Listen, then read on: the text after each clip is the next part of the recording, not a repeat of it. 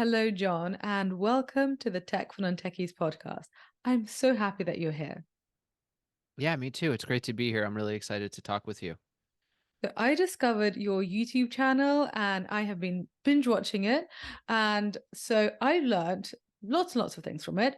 And I see that you are an industrial designer, but you cover lots and lots of different design topics. So I'd like to find out first, what is an industrial designer? So, probably the simplest way to explain it is that it's like architecture, but for little things.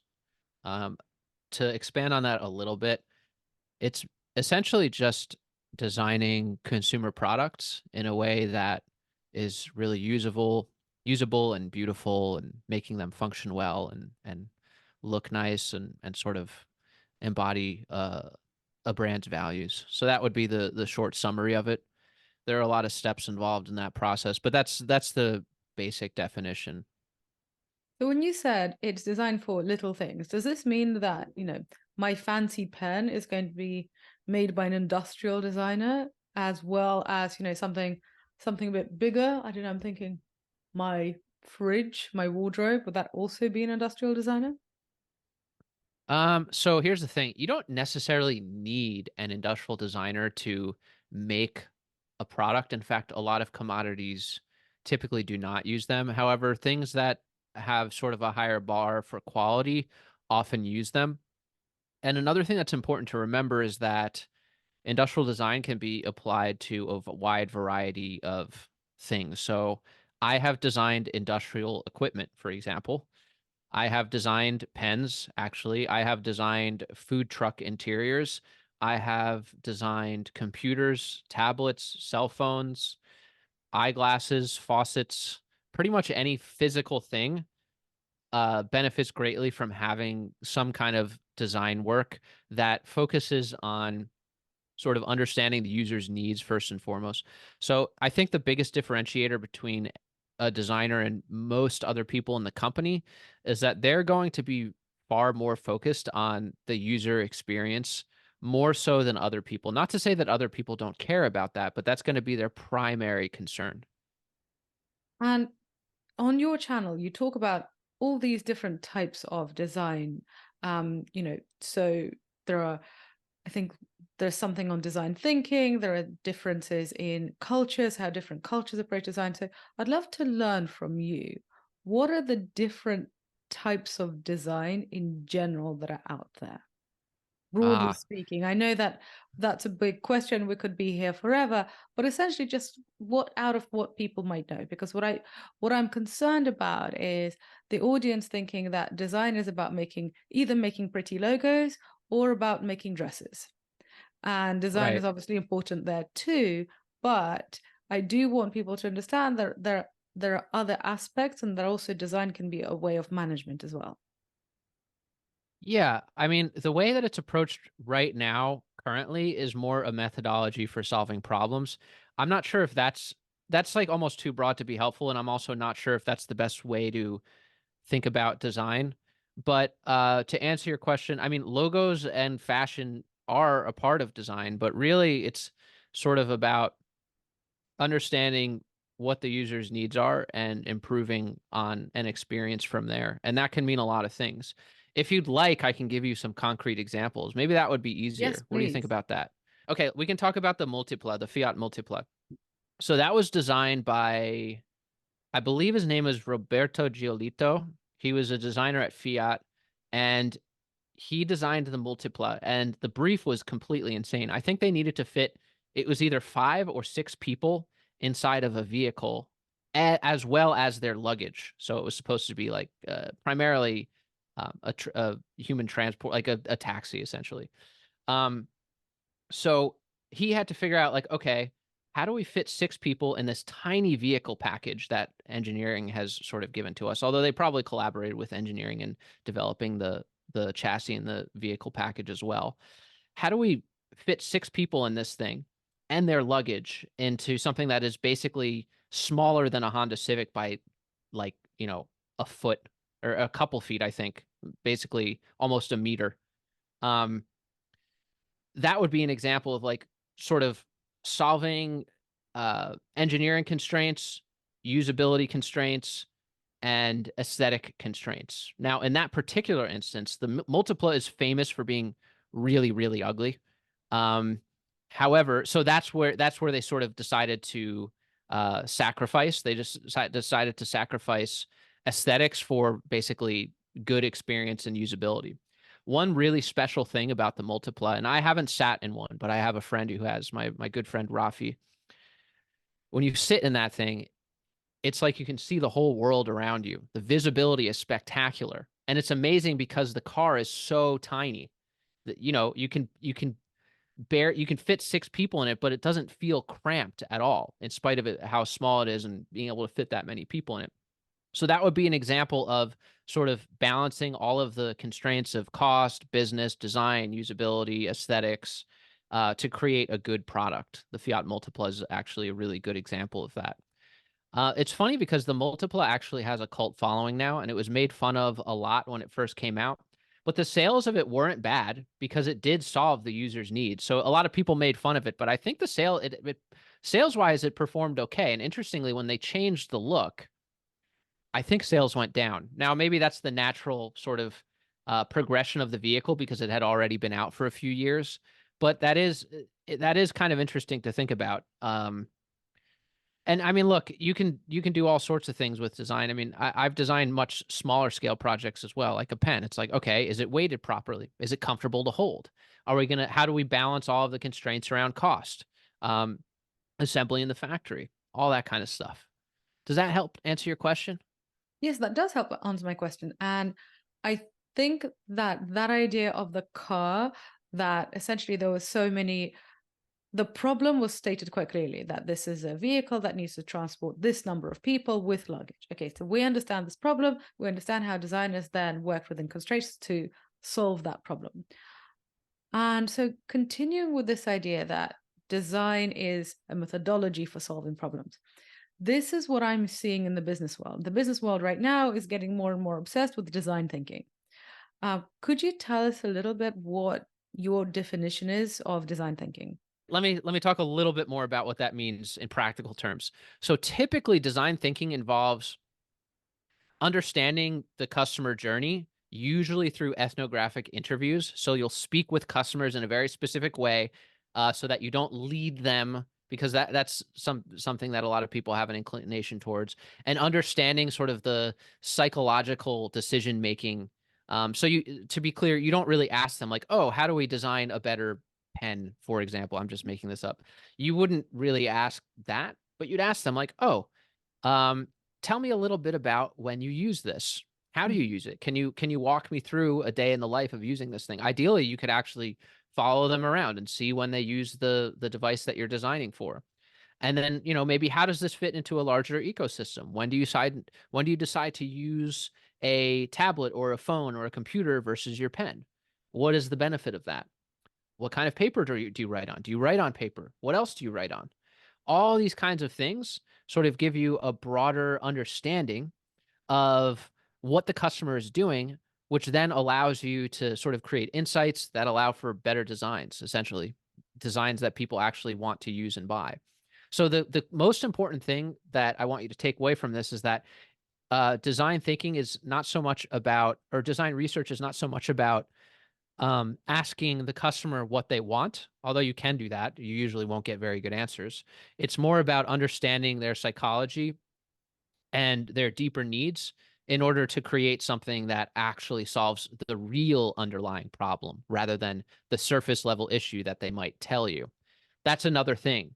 A lot of times you might interview someone during a design interview, or you might observe them doing a task, and they might say that they have no problem doing something. Like, for example, I was designing food truck interiors, and they're so used to the problems that they have to contend with every day that they don't even see them as problems every day at all. They don't see them as problems. So, for example, um, this is sort of a known thing in cooking, or like in a kitchen, in a kitchen of any size. Anytime you have to take one step in one direction or another, it immediately, like, efficiency just plummets. And all of a sudden you're focused on moving around the space rather than actually cooking effectively. Cooks are good at cooking, and that's what they want to be doing. They don't want to be struggling to move around the space. But over time, they sort of get used to the hardships associated with it, in spite of the efficiency being way, way down and them making more mistakes and them just creating more stress for themselves as a result of these problems. You see this a lot in a lot of professional fields where they're like, "Oh yeah, everything that I use is great." And then you actually watch them use it and you see them struggle with it. That's another thing. This applies to relationships and life as well. Always focus on what people do. Don't worry so much about what they say. Very important when it comes to design thinking and design research. That's why that firsthand observation is so important. Because people might say, I just had a user interview yesterday. This person said one thing and they actually did something quite literally completely the opposite.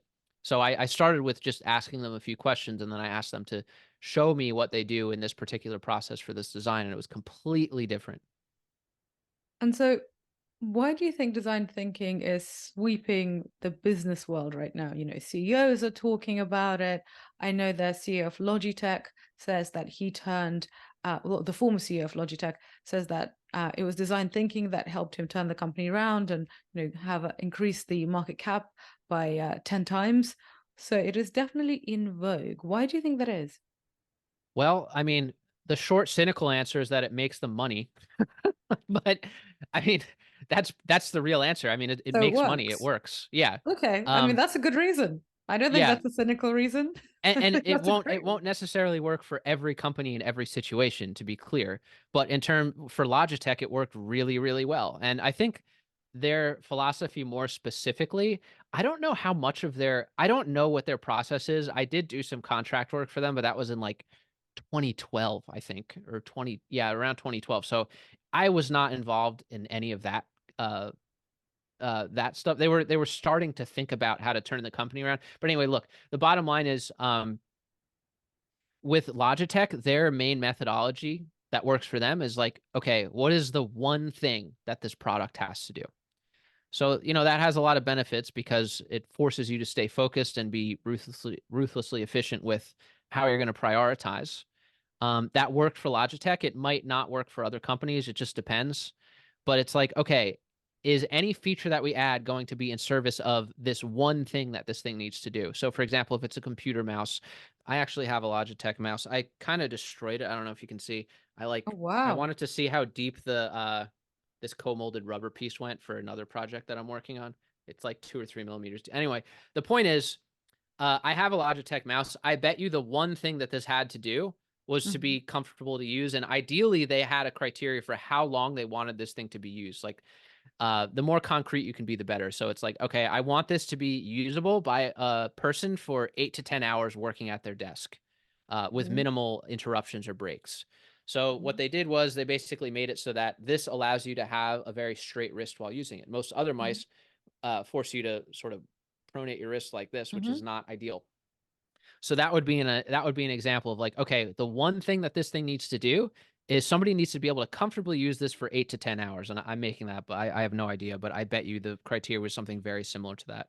Anything that's not in service of that, you take it out. You don't. It's not a feature that's relevant or important. Anything that's in service of it, you keep it in.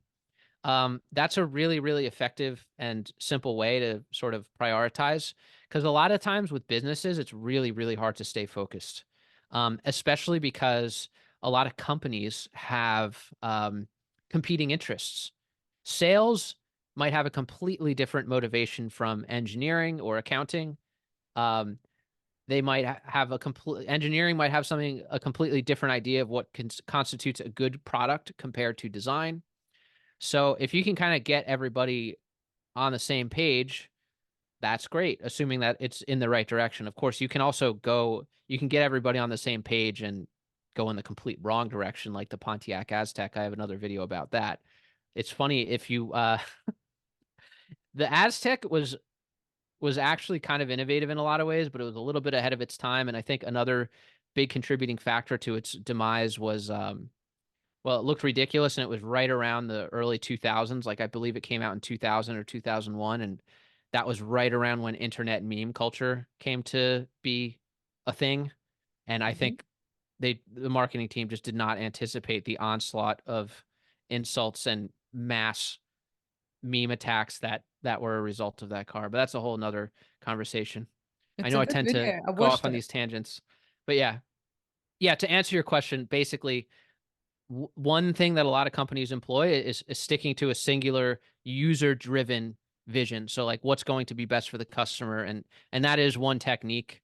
I'm trying to look past that though. I think that there is. So, look, here's the reality of business. When you have hundreds of people in a corporation, you got to keep the message simple. But I'm wondering, I'm trying to think of ways to add more nuance to it, and I haven't figured that out yet. But it's something that I'm trying to work on. I'm curious. I don't know if you know the answer to this, but I am genuinely curious why this whole focus on the user, essentially focus on the customer, why it's such a revolutionary thing, right? Because, okay, maybe people who are running a Fortune 100 company are going to forget about it. But if you're running a startup, you have to be super focused on the customers because basically, if you don't give them what they want, they're not going to pay you. And so I'm really, when I think about design thinking, I don't know if I'm what I'm missing, but when I look at it, I'm like, well, isn't it obvious? Focus No, on the people who are going to give you money, and then they'll give you more of it. I wish it was that simple. So you have to remember, a lot of founders are not customer focused, and that's okay. They're geniuses in their own way. But a lot of them are technical founders. They might be engineers. They developed a really cool technology, and it's like, all right, now we have to figure out who's going to use this thing. And they have no connection or interest in the customer. Their interest is in technology and creating new cool stuff, which is fine. That's very important. I mean, you can't. All of these technological innovations are what uh, allow for design innovation. So I'm not saying that those people are bad or anything, but you'd be surprised. I work in Silicon Valley. There are people who have raised millions and millions of dollars at Silicon Valley tech startups who have never spoken to a customer just because they have a good technology. They were able to sell it to venture capitalists. And yeah, they've never ever spoken to a customer, which is absolutely insane to me. Here's another interesting thing. A lot of them are resistant to even speaking to customers at all or even understanding the use case. And is That's that a just really because it's crazy one. scary? I mean, is it literally just a, rejection? Because if you make a thing and you speak to a customer and the customer's going to say, well, you know what, to be honest, it's not my favorite thing. If you've made it, nobody wants to hear that. Is it literally just fear? It could be. One thing to remember is that founders, if they're the ones doing the interviewing, they cannot be even close to objective about it. So you almost never want a founder in a user interview because they're going to completely botch it. Um, unless they have incredible restraint. I haven't seen it personally. Um, like I don't I think I would have a really hard time dealing with it. If I had this thing that I had been working on for years, I developed this technology. I have a PhD. I'm at the top of my field, and then I have to listen to some peon, in their view. I have to listen to some lowly customer tell me what they think about my genius innovation. It's like, are you kidding me? Um, One thing you have to remember is also that they think that's actually more the mindset. It's not so much fear, it's more arrogance, I think, a lot of the time. It's like, what could they possibly tell me about Mm-hmm. the customer? What do they have to offer me? I'm the one who made this thing. I know it's best. It works fine for me. Now, of course, that has its own set of problems. Of course, it works for you because you're the one who designed it or developed the system. You'll see this a lot with engineering stuff. They're like, oh yeah, it works perfectly fine. You just press this button and then you go over here and then you recalibrate and then you flip it 90 degrees and then you just hold your hand a certain way and it works. What's the big deal? These customers are so stupid. Now, to be clear, most people aren't like this. Most of my clients are really, really smart and really nice and really empathetic to their end customer, just to be really clear. But there are people like this for sure. So I recently actually was on the other end of that, where there was a founder, a technical founder who had created this thing, and it's somebody that I know and like. And so they basically said, can you try it and then talk to me and give me some feedback, give me some advice. And so I tried it, and I couldn't understand what it was. And I was really trying because I really liked the guy, I wanted to help.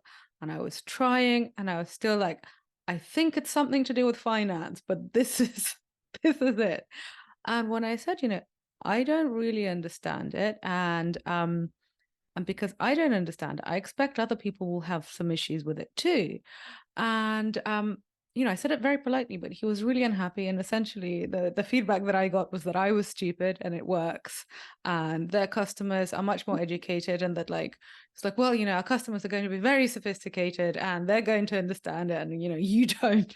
And so I walked away being like, oh, okay, well, thank you for telling me I'm a moron. That was very nice of you. He's in for a rude awakening.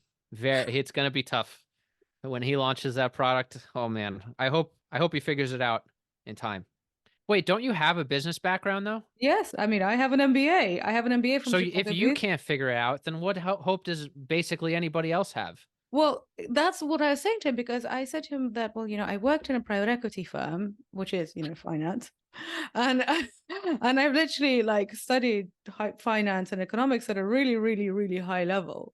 And so did he. And so he went to, I mean, I'm not going to say because I don't want to identify this person, but he went to like one of the top schools, worked in a top bank. And so that's why he wanted me to have a look at it. And I was just, I don't know what this is, but I want it to leave me alone. He buried the lead. You ever heard that term in No, journalism? no. It's when you do so much research into something and you are so deep into it that you've completely lost what the initial sort of point of the article was, or in this case, Hmm. what the point of the product is. So he probably has a very nuanced and deep understanding of what he's doing, and that is actually to his detriment. Interesting. So, And so yeah. actually, this is what I was wondering about, because you said that you have, designed a pen, you've designed the interior of a food truck, and so on and so forth. And so, do designers specialize in a specific like type of object, or is it better to kind of not be a specialist? Because if you're a specialist, you end up creating what this gentleman that I was describing created, which is something so complicated, only he knows what it is.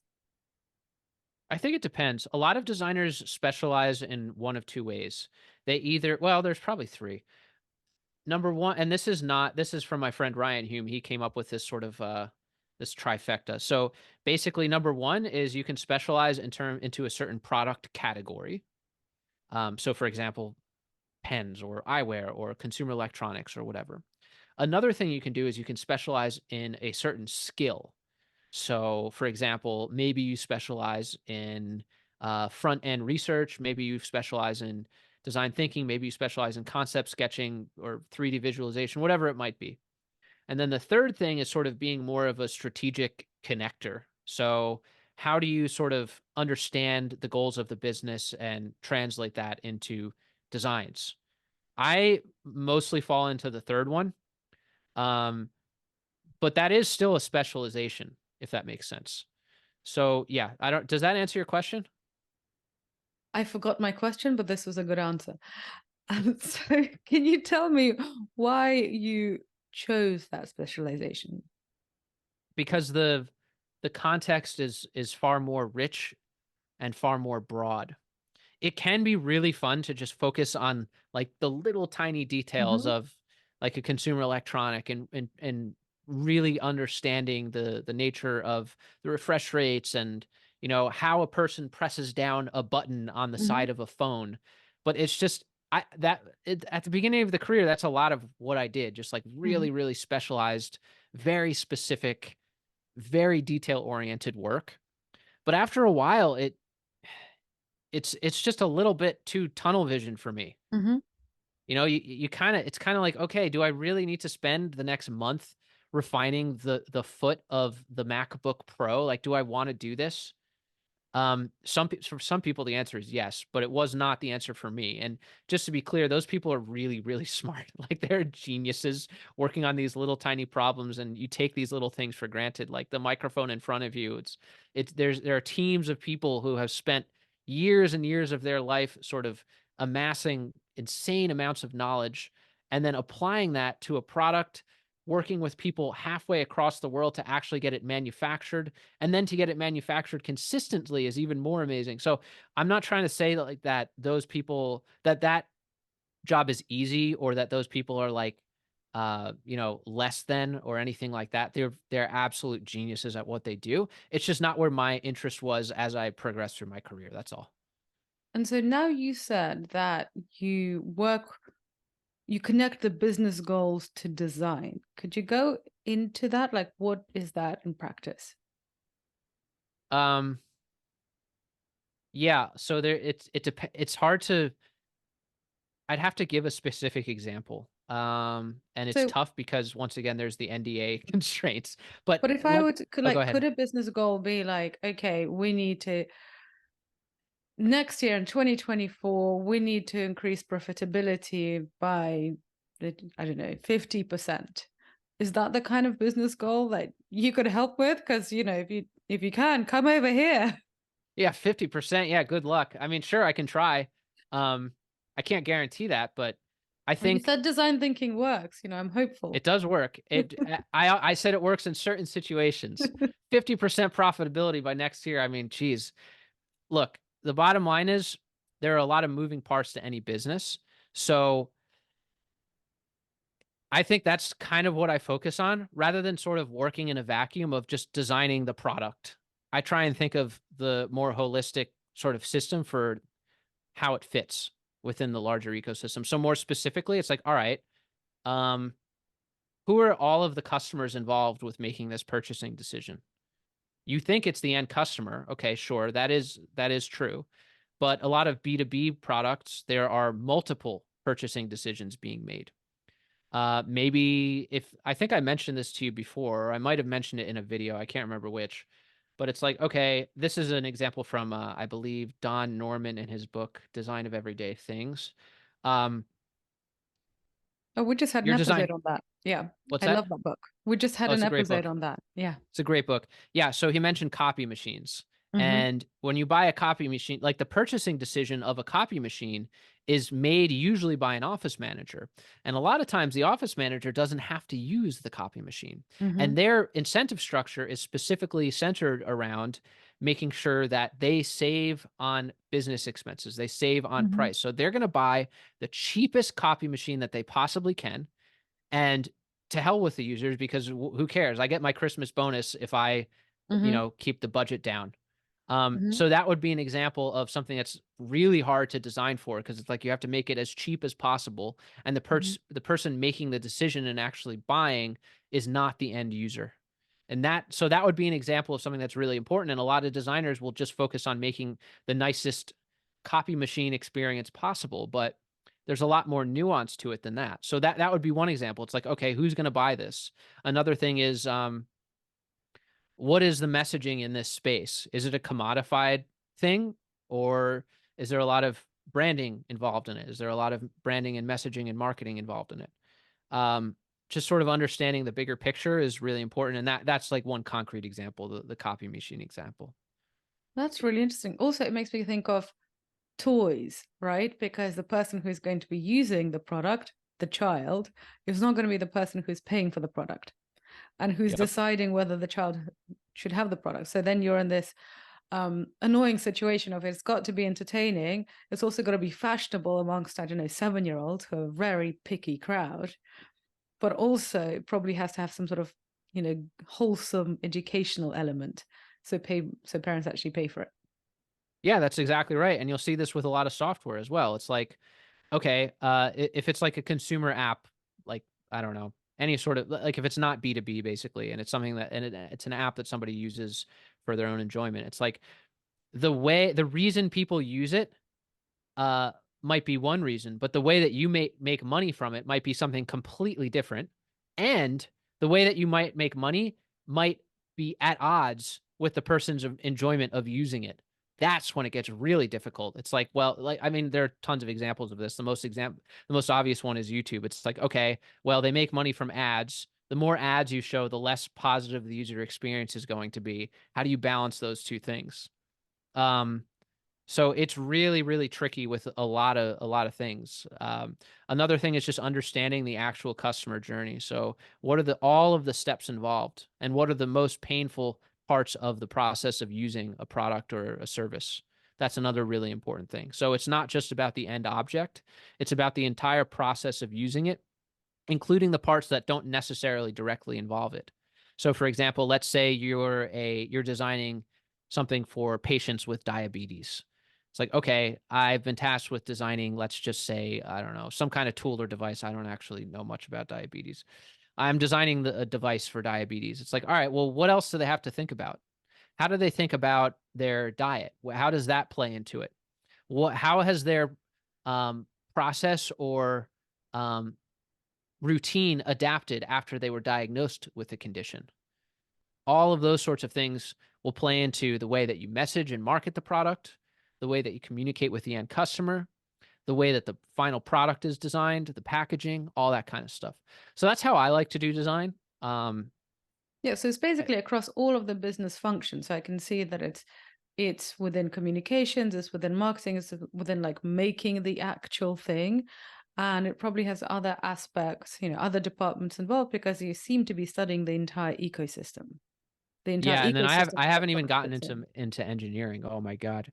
Yeah, so Actually how does getting the that work? thing made, I don't even want to talk about it. It's so upsetting. But Why is it it's upsetting? it's painful. Getting anything made is so painful because remember how um we were talking about, the technical founder who's really really good at what he or she does. They're completely disconnected from the customer, but they're also geniuses at what they do. And they're the ones who are going to help you get the thing made. You have Hmm. to actually interact with them and sort of relate to them so that you do something that's actually good for the end customer. And I haven't talked about overseas vendors, for example. So now add that technical founder and then Hmm. add a time difference of 11 hours Hmm. and a language barrier Hmm. and a huge cultural barrier in terms of Hmm. conventions, all that kind of stuff. And it's like, oh God, it's a miracle. It is a miracle that anything gets made at all. Let me just put it that way. So how can you tell us, I don't know, about maybe a simple product and like how does that journey look like? Like how many samples would you get? Like how many samples do you get rejected? Like what does that look like? Just so we understand, I guess, the true cost of doing this. And one of the reasons is like just my own curiosity. I want to understand how much pain and suffering has gone into the things that I'm using around me all the time. But also, I think for the business leaders listening to this who, have an innovation project or, maybe a startup founder who has an idea for a hardware startup.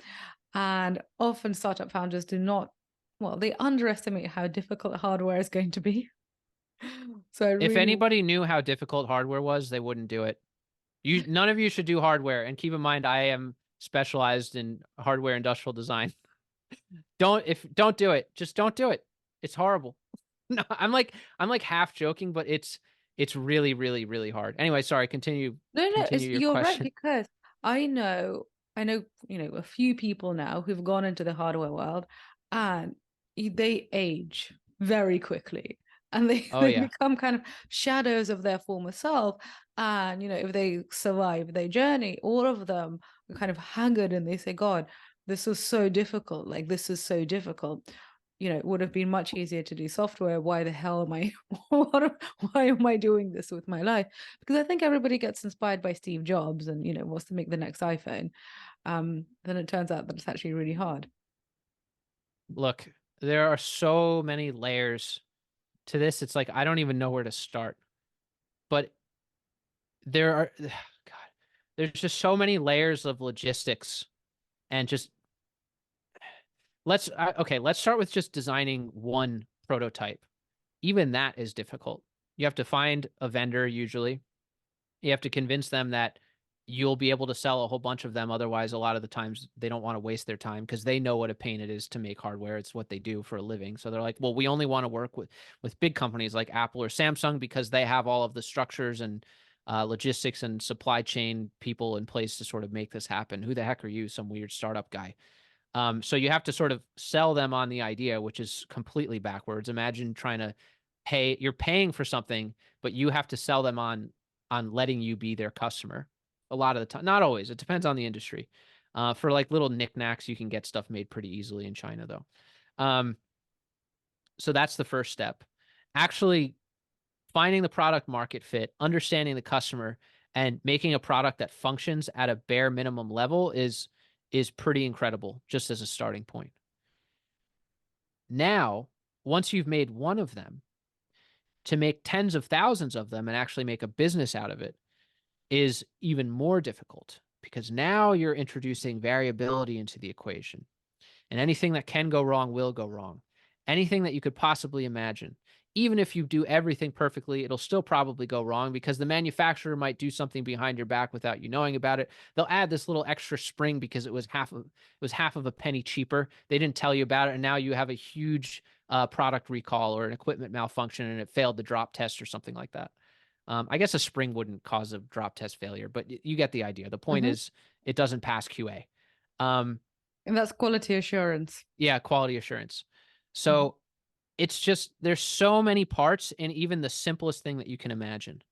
If you guys should look at a an iPhone teardown. You can look it up on Google Images or something. Look at how many parts are in that thing. It's absolutely astounding. And every product and object is like that. Even something as simple as a pen. It has a spring inside of it. It has the actual inkwell. The ballpoint pen tip is tolerant to like a fraction of a millimeter.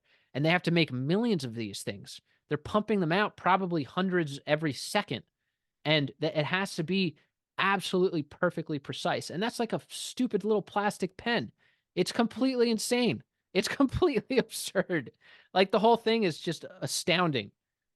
Well, one of my clients, they run a startup, and um, it hasn't gone public, hasn't gone out to the public yet, so I can't say who it is. But essentially, this person, before they founded this company, they ran supply chain for one of the world's biggest brands, and I have never seen anybody who deals with serious challenges if so kind of easily. Because I think when you're dealing with supply chain for a really large company, like you're just so used to horrible things happening all over the time and things just not working, that essentially that just becomes your life. And so it's probably one of my most calm and most peaceful clients, not because what's happening around the startup founder is calm and peaceful, but just because they've just dealt with with so many disasters. So startup disaster seems to be completely fine. But I do want to go back to my earlier question: digital versus physical Oh yeah, yeah. We design. can talk about that for sure. One last thing. I have a friend who had a shipping container full of his product and the ship sank. I saw that on TikTok. I mean, I don't know if I saw that video on TikTok, but for some reason, I'm really into watching videos of really scary waves in the North Sea and barges. Like, Yeah. I never want to go on one of them, but watching them, and it was quite fun. And yeah, the latest one that I saw is literally this like massive barge with all of these shipping containers, and these shipping containers they just fall off like little tiny Lego bricks, I and then know they'll they're little tiny Lego pieces yeah. and it's gone. Your product's gone. All of that work, all of And that I'm money, just it's like, gone. that's probably like, I was looking at this, I'm like, that's literally the bottom of the sea. Like, that's not coming back. This is Nope. it. Yeah, so that stuff happens all the time. Okay, so back to the question on design, software design versus hardware. Yes. Um, okay, so software is definitely, I wouldn't say it's easy. It's not, but at least you don't have to deal with the hardships of supply chain and logistics and working with overseas vendors, blah blah blah. I mentioned this actually. This is I think it was my friend Ryan Hume who mentioned this as well. Right, you should interview Ryan Hume anyway. Um, Well, he introduce us. Yeah, I will. I will actually. He's a really smart guy. So I think he was mentioning that a lot of software design. So to preface, a lot of designers have a bit of an ego, and I that's saw your because video on that. I loved that video. It's one of my yeah, and favorites. there's a good reason. Well, I don't know if it's a good reason, but there is a reason for that. Um, it's really hard to sell somebody on an idea that doesn't exist without any sort of measurable outcome. Usually, if you can say like, look, we can make this 20% more efficient if we do this thing. Like as an engineer, it's like, okay, let's do it. That's pretty straightforward, right? But if you're a designer, a lot of it is so abstract and highly subjective. So in order to sell the business guys on it, or sell the investors on it, or whoever, you kind of have to have a front that sort of makes you seem like, the big genius or whatever. Like you're the creative genius. And a big thing that's associated with that just culturally is just kind of being very short-tempered, and the struggling creative genius trope. Hmm. Um I think the reason for that is, once again, because it's really hard to tie a positive outcome to design ahead of time. It's hard to measure the output as well. Even if you do something great, it's really, really hard to measure if the design is what really sort of put it over the edge. So Um, essentially, what you're saying is that what Steve Jobs is famous for, I mean, he obviously is famous for his amazing flair for design, but also for being very difficult. That essentially he is just typical of people in that job. And the way we in culture see Steve Jobs is like, well, yes, he, denied paternity and was really, really awful to work for, but he was a genius, so it's okay. I don't think it's okay, just to be clear. I think that Steve Jobs was, yeah, he was brilliant, but like, who cares? He was kind of a jerk, honestly. Um, And that's probably blasphemous to say coming from Silicon Valley. In fact, I know there are people probably screaming at me right now through their phones or screens or whatever. But that's really what I think. I think it's totally unnecessary. I understand why people do it. I want to make another thing clear. I don't think it's typical, but I do think it is definitely a designer archetype. There are designers who are like that. I wouldn't even call it common, but there are designers who are like that. I know plenty of designers who are really great and really nice. Um, yeah. In terms of Steve Jobs, I don't know if you even need to do that. It's just sort of, it's one technique that you can use to sort of sell your vision and get it through. But you have to, another thing is that it's so hard to get anything made that you almost need to be uncompromising and forceful, maybe not with other people, but with sort of making sure that it gets through. So there's a way to do that that isn't rude or aggressive, but the type of person who is going to do that will often have those other negative traits that are associated with persistence and, driven determination, et cetera, et cetera. So you're saying that essentially, in order to sell investors or a CEO or a CFO, even worse, on a design with a thing that doesn't exist, um, people have to really believe in their vision. And sometimes that comes out in the form of them, not being very nice. But in digital design, you don't have that issue. Am I correct? You have less of it. Digital designers are a lot nicer, and there could be cultural aspects to that, but also it's because you can tie your design work to a measurable outcome because the analytics are just so damn good with software. You can even see, there's like eye tracking. You can see where the person's finger is moving around on the screen in some cases. You have an app, let's say. You change the buy now button from green to red. This is like a common thing. And sales go up 3%. Maybe it's millions of dollars every year. It's like, okay, well, I don't need to have a giant ego or scream at anybody. I can just change the color of the button and there's the outcome. So Mm-hmm. you don't need to rely on the ego as much. But if you're going to do something that's less incremental and more revolutionary, I mean, a lot of people tend to adopt the more aggressive approach, which once again, I don't necessarily agree with. And I'm not saying that all people who are really great innovators are like this, but it is something that you'll notice a lot in design circles. I shouldn't even say a lot, sometimes in design circles. So is it normal for designers to go from the digital design world to the analog one? Or does that not happen? Like, do people go from industrial design to user experience and back and forth, or does that not really happen? Industrial designers often go to user experience, but usually not the other way around because industrial design has pretty demanding constraints around 3D CAD modeling and a lot of other very, very technical skills that are not required for UX design. Not to say that UX design isn't hard to do, but the tools, all industrial designers are able to use UX design tools, but not the other way around. Hmm. So an industrial designer could more easily find their way into UX.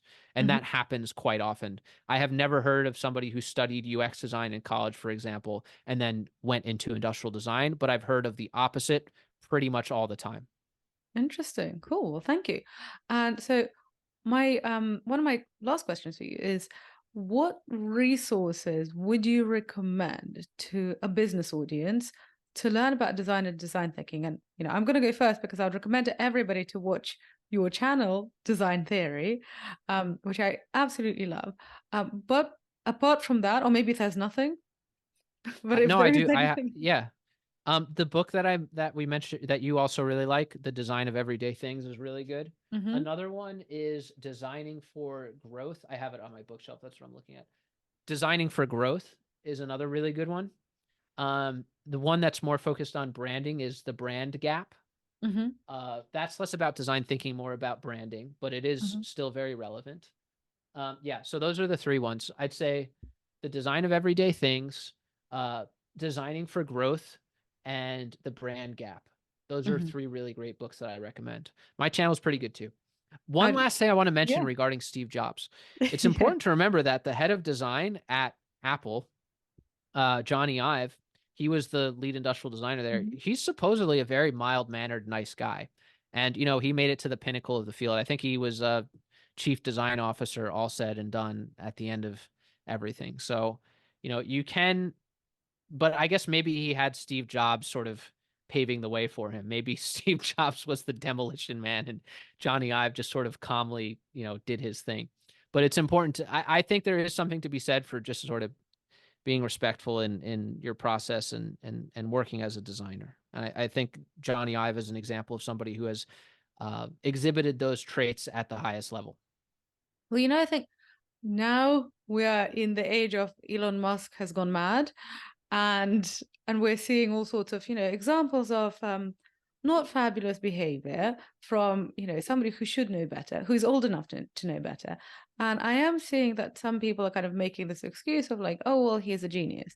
And I was recently listening to a podcast about Einstein, who really was a genius, and apparently he was lovely and kind and actually wanted to impart knowledge. And yes, he loved reporters and he was one of the first kind of big global celebrities and he definitely courted celebrity. But, he was nice to journalists and he was generally nice to people. And I think, well, okay, if Einstein, could be nice to people, then the excuse of, oh, well, you're a genius and so just niceness doesn't come with it, I think it's wrong. Yeah, that's a great point. Anyway, so thank you very much. I have many others. Well, John, I'm going to let you go now. Thank you so much. This has been very educational. I've really enjoyed talking to you, and I recommend everybody to subscribe to Design Theory.